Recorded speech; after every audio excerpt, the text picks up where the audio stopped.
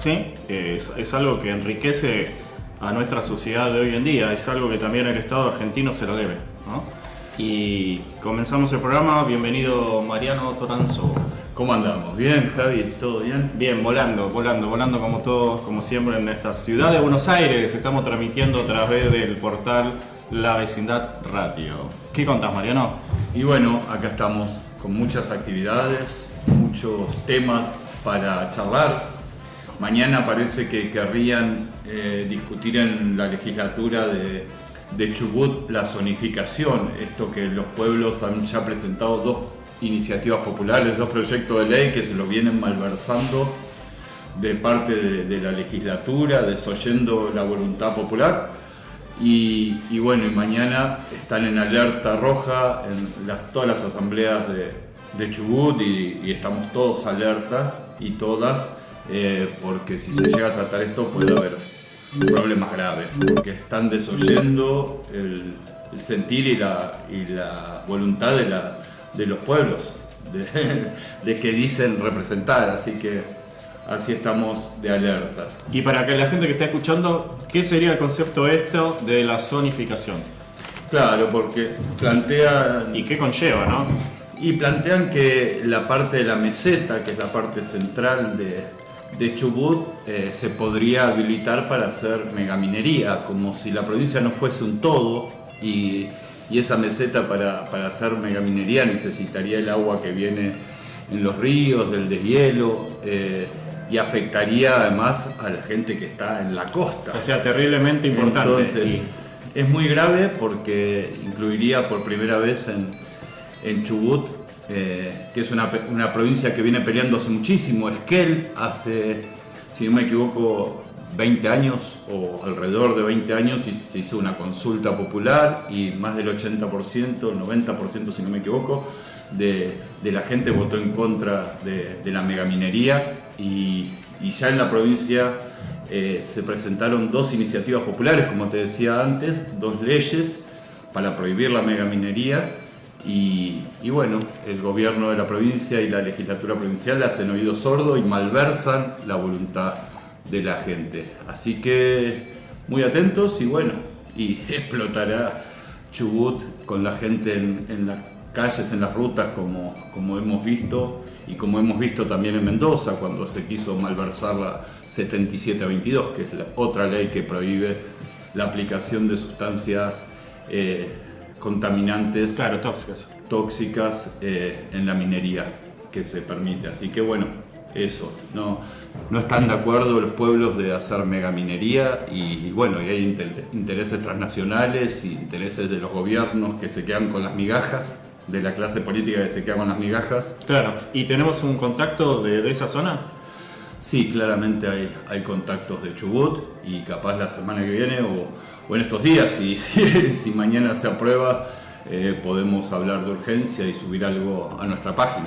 Sí, por favor. Y te vas a encargar vos de esa información, dale, la vamos a subir. Claramente la vamos a seguir y ahí estaremos, sí.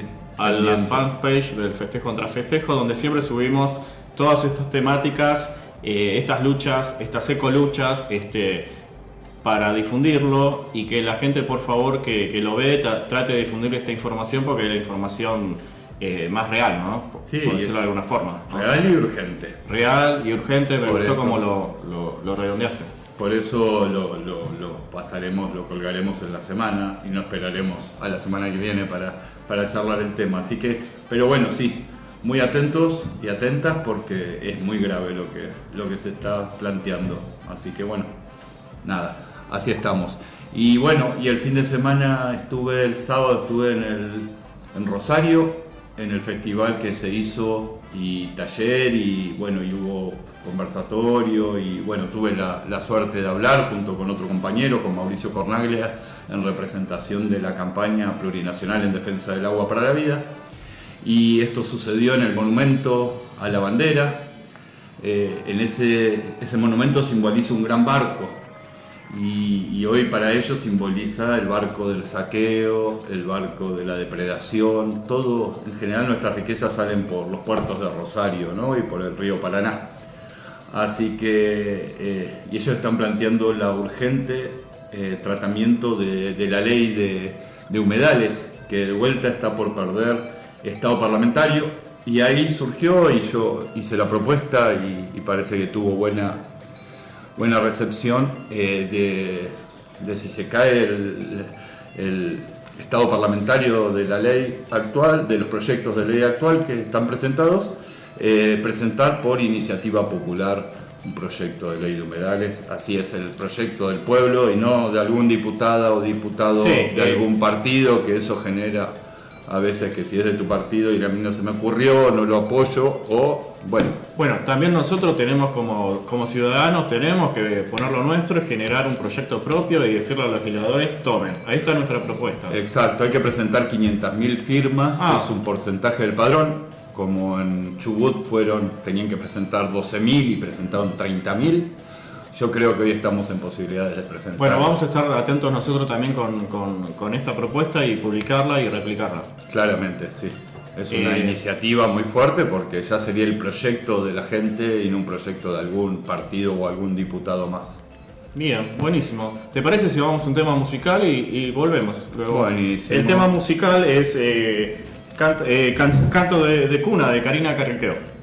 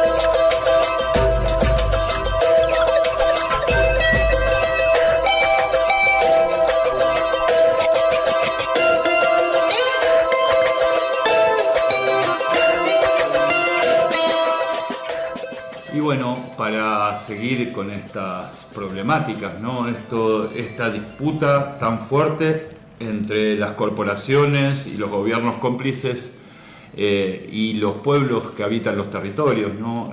Con Javier nos encontramos ayer mismo en la Avenida de Mayo, marchando con los pueblos originarios, con nuestros pueblos indígenas, reclamando la prórroga de la ley 26.160, que no permite los desalojos a los pueblos originarios hasta que no se haga un estudio de todos los territorios que son reclamados, y bueno, eso está en camino, y mientras tanto, bueno, seguimos presionando, porque ya se cayó el estado parlamentario supuestamente, pero ahora se prorrogaron las sesiones ordinarias del Congreso un mes más. Entonces hay posibilidades todavía de que no pierdan estas leyes, estos proyectos de ley no pierdan estado parlamentario. La prórroga de la ley ya lo charlamos varias veces con Marcelo, ¿no? Sí. Y bueno, por ahora lo están prorrogando con un decreto de necesidad de urgencia que en 10 días tendría que ratificarlo las dos cámaras del Congreso.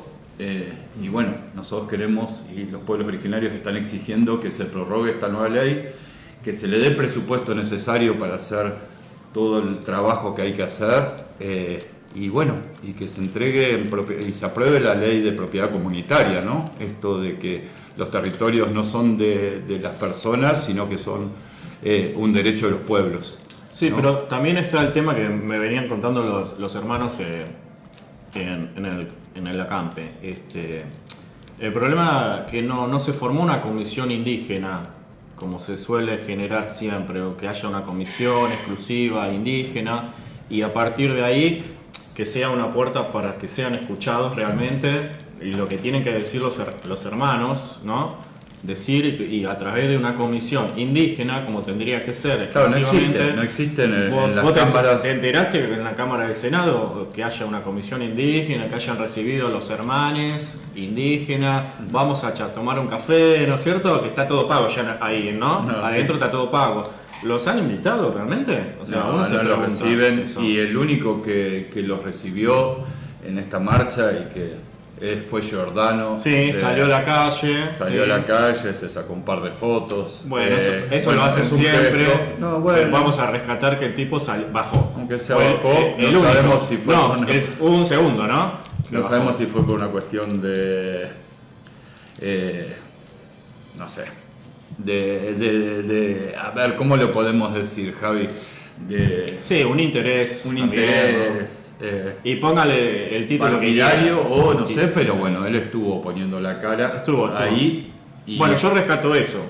Y sí, Giordano estuvo como Frente de Izquierda Unidad recibiendo a los pueblos originarios. Así que no sé si ahí está la palabra, oportunismo, o que realmente están consustanciados, pero bueno, sus bases no están en las marchas en general del 11 y el 12 de octubre, ¿no? Pero bueno, está bien que la izquierda se haga oído, ya que la izquierda partidaria en general siempre miró más a Europa, ¿no? La vez pasada, charlando con un cumpa de uno de estos partidos de izquierda, le planteaba que la discusión izquierda-derecha es una discusión eurocentrista. Acá están los que estamos defendiendo los intereses de los pueblos y los territorios, y por otro lado los que saquean y son cómplices del saqueo, del empobrecimiento de los pueblos y de la destrucción de nuestros territorios, ¿no? En esto de que se creen que son recursos que se pueden dilapidar por solo decisiones de alguna gestión política de turno. Así que bueno, en eso estamos, y no hay leyes que se cumplan si no hay un pueblo consciente y movilizado en la calle. Si no, somos el país con las mejores leyes, pero que las que menos se cumplen de la región este sentido. Sí, totalmente. Bueno, en ese sentido tenemos hoy a un hermano mapuche, ¿sí? Que no vino con ningún fusil, no vino con ninguna granada, porque bueno, en los medios están diciendo que los mapuches son agresivos.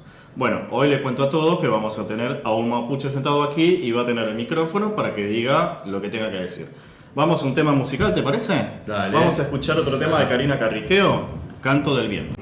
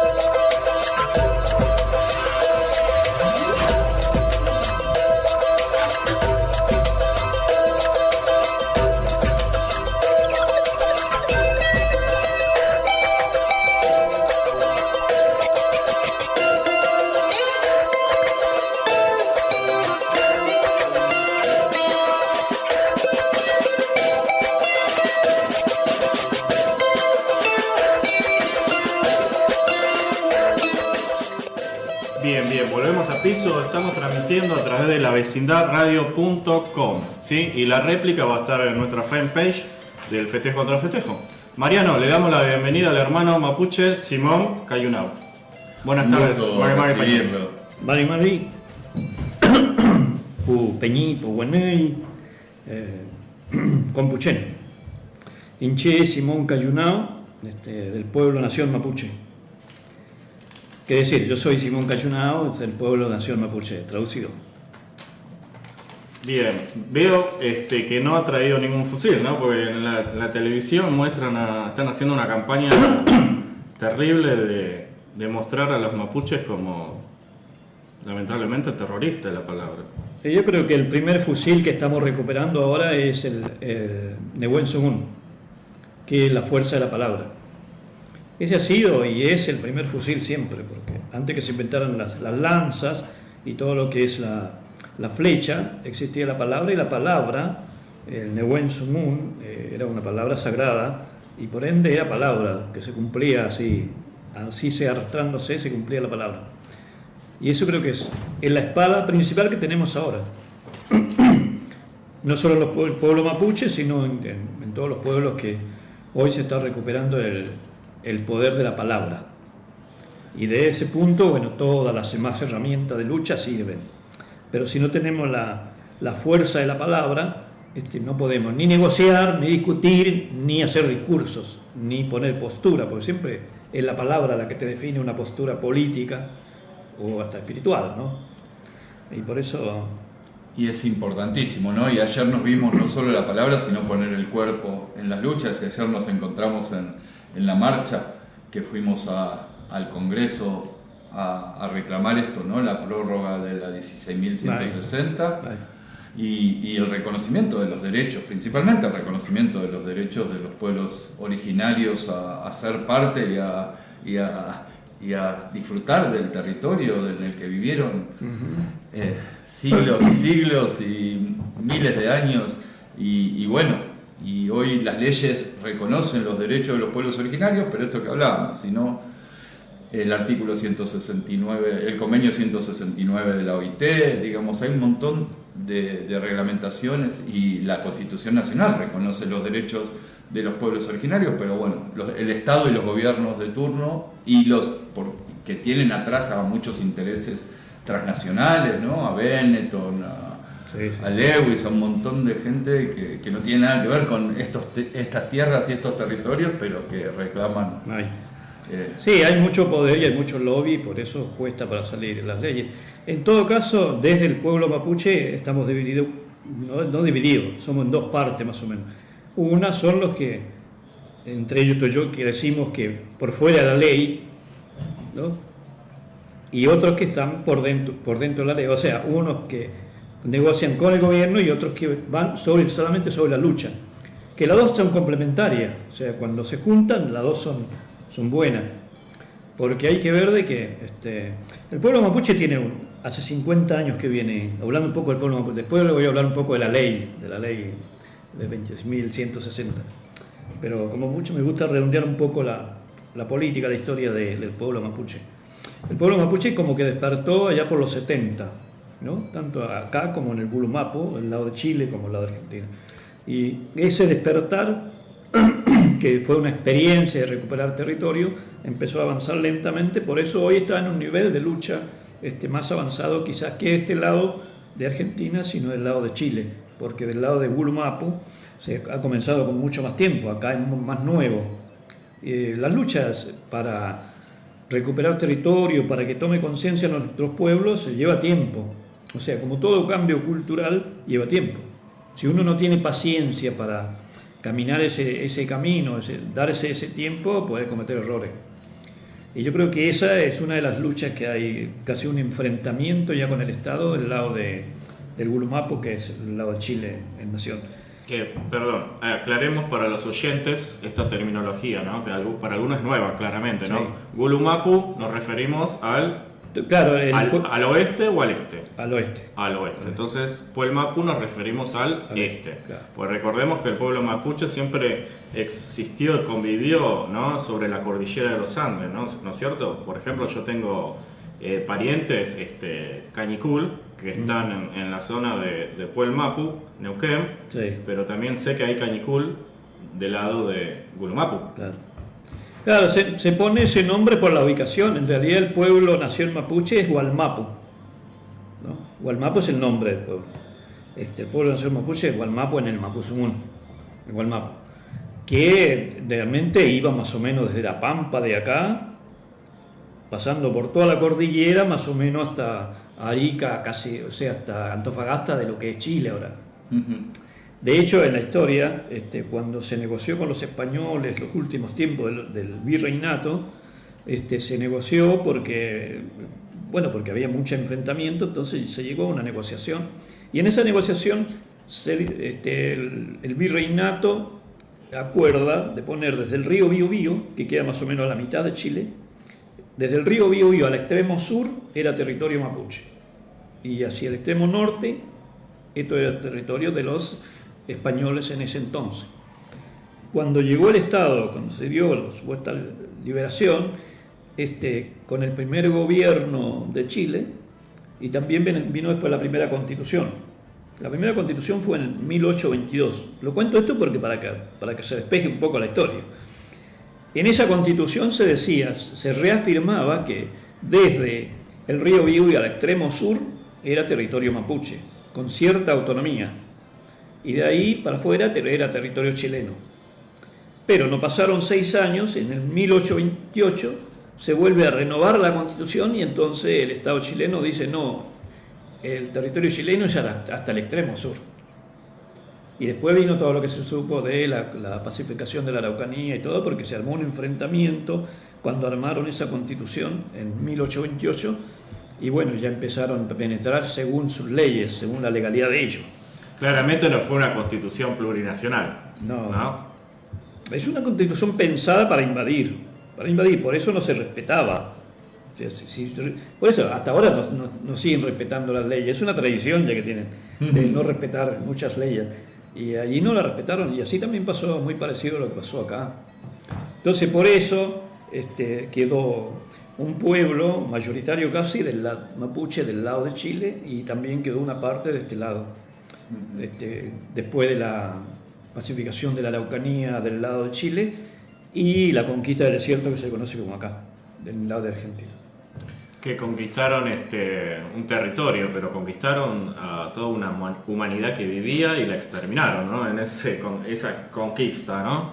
La conquista no solo fue conquista territorial, la conquista es conquista cultural, conquista espiritual, conquista de todo, y también la evangelización, porque hay que ver que la conquista siempre iba acompañada de la evangelización, y de hecho la evangelización fue la que fue penetrando antes de la espada, porque los misioneros eran los que entraban como solidarios, entraban en las comunidades y fueron entrando, y que se dice la historia que a veces servían como servicio de inteligencia, porque sacaban toda la información y entonces después se la entregaban al Estado. Bueno, hay algo que a mí siempre me gusta acotar en esto, ¿no? De la historia, ¿no? Como dice usted, que también hay que hablarlo.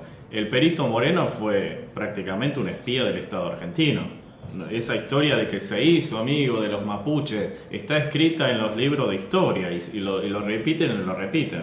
Muchos hermanos dicen fue un espía que entregó a los hermanos. Sí, hubieron muchos espías en realidad, siempre hubo espías. Y hubo tratos distintos, ¿no? Diferenciados. Una cosa fue el gobierno Rosas y la primera campaña del desierto, como se llamó, y otra fue con Roca, ¿no? Porque hubo una negociación en un primer momento desde el Estado. Claro, hay que ver también la resistencia que había, porque no se olviden de que Calfucurá, un lonco, que vino de Gulumapu a instalarse en La Pampa, porque defendía a su pueblo, ¿no? Porque vino de Chile, como dicen algunos historiadores. No, era de parte de su pueblo. Entonces se instaló en La Pampa, y la resistencia que tenía él con todos los huichafes, con todos los guerreros, hacía de que Rosa no pudo avanzar como avanzó Roca. Claramente él era un líder, claro, y era reconocido por sus pares. Entonces cuando vino Roca, al poco tiempo ya no estaba Calfucurá, y bueno, pues cuando no hay un líder, como que se pierde fuerza todo un ejército que había, casi que resistía en esa zona. Claro, porque acontamos esto, ¿no? Porque los historiadores, vamos a ver cómo nombrarla, estos historiadores, ¿no es cierto? No sé. Siempre tergiversan la historia, ¿no es cierto? Sí, Cuentan los de la historia oficial, ¿no? Exactamente. De que Calfucurá fue un invasor, ¿no? Y en realidad era mapuche y era un líder que era reconocido por sus pares. Desde la lógica winca que decimos nosotros era un invasor, porque ellos creían que porque armaron la independencia ya era territorio de ellos. Entonces no, Gualmapo seguía y sigue siendo una nación. O sea que si un mapuche se va a vivir al lado de allá o otro viene a vivir al lado de acá, está viviendo en su territorio, no es un extranjero. Igual en esto que hablabas de la colonización, ¿no? Esto de... el pueblo mapuche fue de los menos colonizados de Latinoamérica, de la Via Yala, capaz. Por eso tienen una tradición tan fuerte y tienen un nivel de conciencia y una pelea por el territorio y esta cosmovisión que en algún punto capaz otros pueblos a través de la colonización que hizo la iglesia y los estados como que fueron más cooptados por el sistema que el pueblo mapuche, que fue perseguido, exterminado en una parte importante, pero como que siguió viviendo en comunidad o siguió conservando sus tradiciones. ¿Es así? Yo creo que depende porque el pueblo mapuche vio una resistencia, pero tenía ya porque había tenido antes una experiencia con los incas. Esa experiencia le hizo a que se pudiera organizar sus huaychafes, sus guerreros. Entonces cuando vinieron los españoles estaba semi-organizado. Y no hay que olvidar una historia de Leustraro se llama en Leustraro, claro, vamos a hablar de eso también, claro. Porque es conocido en la historia como Lautaro, en realidad no existe eso Lautaro en el idioma portugués. Claro. Y la historia de él cambia el paradigma porque él fue cooptado de muy chiquito, de 12 años, por Valdivia, el líder que llegó a cargo de la tropa española. Entonces lo llevó como un sirviente. Pero Leustraro, como un sirviente, tuvo 6 años, pero conoció toda la estrategia de guerra que tenían los españoles y cómo se manejaban con los caballos, con las espadas, que también eran personas que tenían hambre, que tenían sed, que se cansaban. Y toda esa experiencia, esa estrategia de guerra que tenía el español, después cuando se escapa de Valdivia, cuando ya tenía como 18 años, entonces lo lleva a su pueblo y empieza a preparar a su pueblo. Toda esa experiencia. O sea que hizo como un trabajo encubierto, pero sin quererlo, porque lo habían cooptado para que fuera sirviente de Valdivia. Y dicen que Valdivia tomó mucha confianza con él, entonces le dejaba todo a su disponibilidad porque era muy fiel servidor. ¿Y Ceferino Namuncurá? Eso ya es otra historia, viene mucho más reciente, sí. Pero redoblando esa historia que arranca ya con Valdivia, a partir de ahí el pueblo mapuche tiene una resistencia muy fuerte, organizada. Entonces esa resistencia organizada hace de que fue menos colonizada, porque depende de la resistencia a lo que fue menos colonizada. Y se le llevó mucho más tiempo, incluso murieron muchos misioneros, jesuitas, salesianos, perdieron su vida porque los agarraban por ahí como espías y lo decapitaban, no había pasión. Bueno, tampoco los europeos blancos no todos eran tan bonitos, ¿no? No, ellos tenían, por ejemplo, cuando lograron las primeras veces, dice la historia de la Mapu, no dice la historia oficial, porque hay otra historia que se está saliendo ahora que quedó por aquí colgada. Y la historia de la tierra dice que, bueno, cuando lograban captar a algún guerrero, sobre todo si eran loncos, entonces lo ponían al frente de todos los otros guerreros y ahí le cortaban la cabeza, como intimidándolo, como decía, si ustedes siguen así, ejemplificador, digamos. Ejemplificador, totalmente. Bueno, y después se le devolvía con la misma moneda. Cuando se captaba un español, un militar español, se le devolvía con la misma moneda. Le debía cortarle la cabeza. Entregarle el cuerpo, pero no la cabeza. Ese era el tipo. Bueno, y así fue la resistencia, y esa resistencia que logró a que... Por eso yo digo siempre, gracias a nuestros huaychafes, a nuestro cuifique por huaychafes, que es los antiguos huaychafes se dice, gracias a ellos tenemos cultura, tenemos lengua, tenemos experiencia de lucha. Porque si ellos no se hubiesen parado así, estaríamos como cualquier pueblo, a lo mejor semi-desaparecido. o estaríamos sin cultura, sin lengua. Claro, se hubiera cortado la cultura. Claro. Lo que llamamos Como se pasó llama con muchos pueblos del norte, por ejemplo, hay pueblos del norte que no tienen su lengua, no tienen su No se cultura. autorreconocen como, Claro, como pueblos ¿por qué? Porque Exacto. casi fueron exterminados. Sí, o colonizados en todo. Sí, profundamente colonizados. Profundamente colonizados, Sí. sí. Bueno, y eso nos quedó, pero gracias siempre a nuestros guerreros que durante 300 años dieron batalla y en ese sentido no lo pudieron invadir hasta el fondo. Interesantísimo. Vamos a